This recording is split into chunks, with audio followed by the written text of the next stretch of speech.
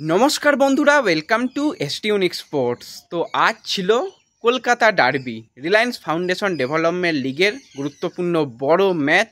নৈহাটি স্টেডিয়ামে আগের derby match জিতেছিল সবুজ মেরুন বাহিনী।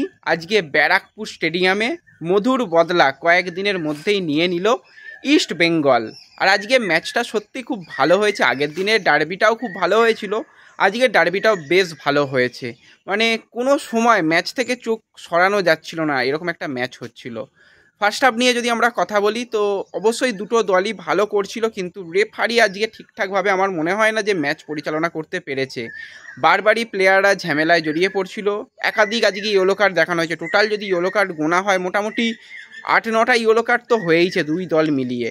তো ফার্স্ট হাফেই গোটা তিনেক ইয়েলো কার্ড দেখানো হয়েছিল দুই দলের প্লেয়ারদের মিলিয়ে। এবং একটা ক্ষেত্রে মোহনবাগানের এক প্লেয়ার ইস্টবেঙ্গলের ডিফেন্সে ভালো বল নিয়ে ঢুকে পড়েছিল। সেই সময় ইস্টবেঙ্গলের ডিফেন্ডাররা কড়া চ্যালেঞ্জ করে বক্সের মধ্যে, এবং সেটা ক্লিয়ার পেনাল্টি ছিল, নো ডাউট পেনাল্টি ছিল। এবং পেনাল্টি সেভ করে আবারও সেই গৌরব সাও। তো গৌরবের খেলা যত দেখছি মনে হচ্ছে যেন নতুন দেবজিৎ মজুমদারকে দেখছি। একজন বাঙালি গোলকিপার যার উচ্চতাটা খুব ভালো রয়েছে, বডি স্ট্রাকচার ভালো, এরিয়াল বলে ভালো, এছাড়া পেনাল্টি সেভ যেরকমভাবে করছে ভাই আলাদাই সেভ করছে।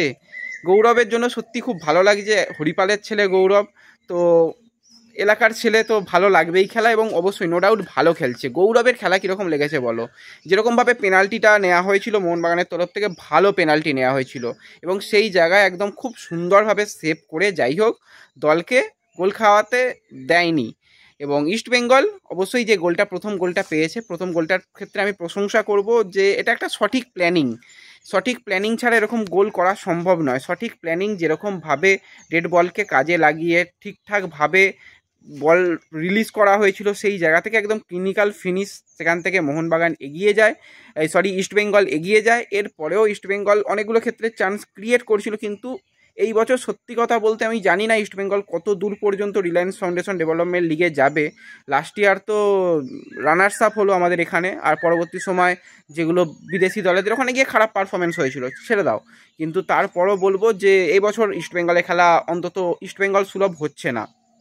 কয়েকটা চান্স ক্রিয়েট হয়েছিল, কিন্তু যে দ্বিতীয় গোলটা আসে শ্যামল বেসরা গোলটা করে, গোলটার ক্ষেত্রে মোহনবাগানের গোলকিপার এবং ডিফেন্সের মধ্যে ভুল বোঝাবুঝি, সেই জায়গা থেকে ইস্টবেঙ্গল একটু প্রেসার করে বল পেয়ে যায়, সেই জায়গায় ডিফ্লেক্ট বল পেয়ে যায় শ্যামল, এবং শ্যামল কিন্তু ভালো ফিনিশিং করেছিল।